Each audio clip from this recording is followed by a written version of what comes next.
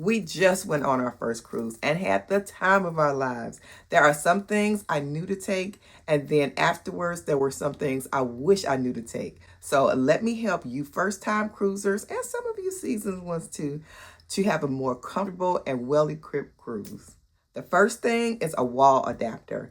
Cruise cabins only have a certain amount of outlets, and by the time you take up the two, and yes, I said two because we had two in our cabin, by the time you take those up, if it's more than one person, that's definitely not enough. And then there's other things to plug up, and yeah, two is just not enough. So, wall adapter. The second thing, which should have been number one, are air tags. Air tags are a little alarm system, or rather a little locator for your bags if they get stolen or lost. Yeah, it does happen on cruise ships and some of the nicest cruise ships too. So make sure you have air tags, and that will let you to know where your stolen or lost bag is if it gets separated from you. And number three, cruise ship approved cruise ship luggage tags and luggage tag holders. Not just the airline tags that you put on your bags, and not names and tags that you just tape on your bags, because when your luggage is thrown into the bin with all the other luggage that gets put on the ship, yeah, that stuff gets torn right off. You need the ones you can get on Amazon or other places online where it has the strong holder and loop so it does not get disconnected from your luggage. And your cruise ship luggage tags, it has your cabin number, your name, all that good info so that the porters can get your luggage right to your room. Number four, magnetic hooks. Some people differ on this, but I liked having my magnetic hooks. They have hooks on the walls now. Most of the cruise ships do. Some cruise ships have enough, some do not. And you don't want your stuff laying around on the floor and on the desk and taking up space where you can sit. So one thing I really loved is having a hook that I could put right by the bed because the wall is just like right there. So my robe went right there. I don't want to get up either with nothing on or pajamas, and it's cold in the cabin sometimes. It just depends on what cruise ship you're on. But I liked having a robe hook where I wanted the hook to be. Also having other hooks where you can put your backpack, shopping bags, any heavy anything. Make sure that your hooks that you buy are like at least holding 50 pounds or so. Number five, Ziploc bags. For the cookies and all the desserts and snacks that you can put in your little Ziploc bags, any little food or whatever you want to take back to your cabin for later on that night. And you can, get it from the restaurant or the buffet area, and you may have somewhere else to go. So you want it in a Ziploc bag so that you can place it in your backpack or purse or whatever, and it'll stay safe till you get it back to your cabin. And happy snacking later on that night. And going along with that is you can bring snacks yourself, prepackaged snacks like chips, oatmeal bars, or whatever the case. You can bring that on the cruise ship. Number six, a small umbrella, purse-sized umbrella, just a small umbrella. It rains on port days sometimes, and you want to be prepared. Number seven, a lanyard, because that key card that they give you, that's your cash, credit card, or whatever you want to call it. That's how you pay for things on the ship. You get in your room with it, you pay for things, and if you need to go to activities and shows, you have to show that too. So, yeah, a lanyard. It keeps it easy and on you. You don't have to go searching for it in your pockets and different things like that. And if it doesn't match your outfit, hey, tuck it in your shirt, or you can stick it in your purse or backpack. Number eight, a reusable or refillable insulated tumbler. You cannot take off the boat when you go on excursions and different things. You cannot take their cups off of the boat. And if you want water, some people love water and drink water all the time, or if you want to put something else in it, you can do that in your insulated tumbler and have your drink as you walk around the ship. You can put it in your backpack or hold it in your hand. Number nine, a small first aid kit with Band-Aids, alcohol wipes, ointments, tweezers, anything like that. So you can have your small little medical necessities, because if you go to the ship doctor or whatever, That's extra. So yeah, plan on something little happening and be prepared. Number 10, and very important, a portable neck or handheld fan. If you are a woman of a certain age, or if you just don't like heat like that, you're going to need it for those port days and even sometimes out on the deck. It gets hot in the evening. It's cool usually, but it gets hot during the day, especially those summer months. So be prepared and bring a fan. Number 11, I'm not putting my hands up because I don't have any more fingers for 11. Dramamine. Y'all, I didn't think I was going to get seasick, and I did. I just did not think that I was going to get seasick. So I did. And it happened about the third day. We went on a 6-day, 5-night cruise, and I got sick on the third day. Had my Dramamine with me. I was prepared for that. I took it as soon as I knew it was seasickness. I took it. It helped. But I also had a wristband, a friend rather, that was on the cruise with us. She had the band and she gave it to me. And I was so appreciative of that because that just sealed the deal. That just took care of the rest of the little sicknesses that was lingering with the movement sickness. So yeah, Dramamine and your little seasick bracelet. I'll write the name of it right here. Number 13, Downy Wrinkle Release. This comes in clutch. Sometimes you think the way you roll and the way you fold will not have a bad impact on your clothes, but by the time they shift and all of that good stuff, they're going to get some crinkles and some wrinkles. So it's important to have this. Not everybody can send their clothes to the onboard laundry service or whatever, so it's important to have some Downy Wrinkle Release.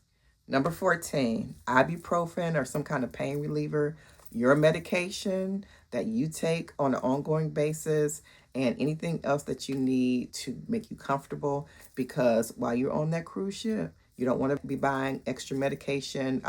Some of the things, of course, they do not have available on the ship. So you want to bring your own and make sure to bring at least 5 days extra. You never know what can happen out there on that water. We have heard about people getting stuck out there, so be prepared. Number 15, a small little container of dish soap. They have those little 3-ounce bottles and things, 2 ounces that you can buy at Walgreens, Walmart, and different convenience stores. And you can put your own liquids or whatever you need in there. Yep, put your dishwashing liquid in there and you'll be good to go to wash your cups and just different things that you need to, some utensils or whatever. You'll be good to go to wash them in your cabin. Number 16, a backpack. It can be small or medium sized, just enough room for you to take the things you need for offshore excursions at the port, and then also to take around for your cruise ship activities so that you do not have to come back to your cabin if you don't have to. 17, cards for when you're sitting around on deck and you just want to play a good game and laugh and have fun with family and friends. And may I say, phase 10 is my favorite. Number 18, a jacket. You want to bring a jacket because it gets chilly either at night on the deck when you're sitting out on the deck. It gets chilly in the theaters when you're watching shows sometimes, and sometimes in the restaurants too. So you want to be comfortable and not shivering around on the ship. So bring a jacket. 19, comfortable walking shoes. I know some people want to get on and they're cutesy all the time, and that's good. Just make sure those cutesy shoes are comfortable because you're going to be walking all over that ship, and you're going to be walking quickly if you're trying to get to an activity. Number 20. It's supposed to be the last one, but I got a bonus for you after this. But number 20, towel bands or towel clips to clip onto your lawn chairs while you're out on the deck, sunbathing or whatever it is you're doing, reading or whatever, because your towel can get blown away in the ocean breeze, because it does happen. And the bonus, this is close to my heart because it happened to me. Make sure your driver's license and your passports, whatever you need to fly and set sail, are not expired and it is up to date within 6 months. Oh my goodness. The day before our cruise, I got a notice in the mail. After coming back from my little errands of getting my little last minute things to pack in my suitcase, I got a notice in the mail said your license has expired. Y'all, oh my goodness. It was Thursday evening And all I thought was, okay, I'm going to get around to the BMV and get my, license real quick. I was scared, of course, because I was like, oh my goodness. But then I said, I can get around to the BMV. Not the case. It was closed. It was 5:34 p.m. when I got the notice out of the mailbox. Y'all, I could have just sunk through the floor of my car because I was just pulling up to my mailbox, getting my mail out when I was, pulling into the garage. And y'all, oh my goodness, you talk about panicked, upset, scared, just all the feelings, y'all. I thought I was going to miss the cruise. It's my 30th wedding anniversary cruise, too. I was so scared. I started looking online, but we had our passports. And y'all, we had just gotten passports the year before. That was the first time we got passports. So if I didn't have my passport, I wouldn't have been able to get on the ship. But because I had my passport, you can fly and sail with that. Now, if you need your birth certificate, make sure you have that. And any of the other documents your cruise line requires. I went on Royal Caribbean, but make sure you have all your travel documents that they ask for. Have them ready and available. Have them in your backpack, your personal item. Make sure you take a personal item on the cruise ship, not just when you're flying, but on the cruise ship, because they're going to take your luggage and you're going to be separated from that unless you want to carry your luggage all around. Nobody wants to do that. When you get on the ship, you are excited like a little kid. I wasn't trying to go to my cabin first, and your cabin is not ready when you first get on. Usually you have to go at a certain time. So yeah, make sure you have all your papers, identification, medication, anything you need. Just have it in your personal bag, because some people were not able to get on the ship because they did not have their papers in their personal bag. They were packed away in their suitcases. Have everything in your personal bag. Okay, I have 2 items of what not to bring and 1 thing you should not do, or at least I don't think so. So here we go.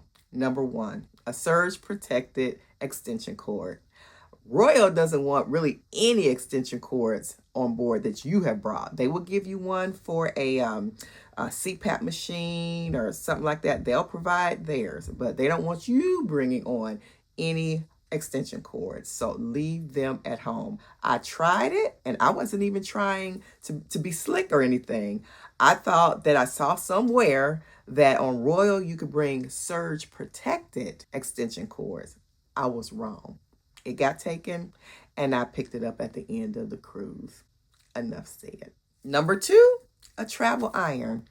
At least Royal does not want you to bring travel irons on that cruise ship. They are a fire hazard. So they don't want you to bring travel irons, a regular iron, or anything. That's why you need that RICO release. So no irons. And last of all, but not least, in my eyes, do not get the Wi-Fi package, because Wi-Fi distracts you from what vacation is supposed to be. Stay unplugged from the Wi-Fi and stay in tune with your family and friends. And for all the things that I have mentioned, I put a link below in the drop-down description box below this video. You can go straight to Amazon and get these things at a good price. Now watch this video. It tells you what to do after booking your cruise, because you can't just walk up on that ship after you book. There's some things that you got to do and have. All right, see you next time.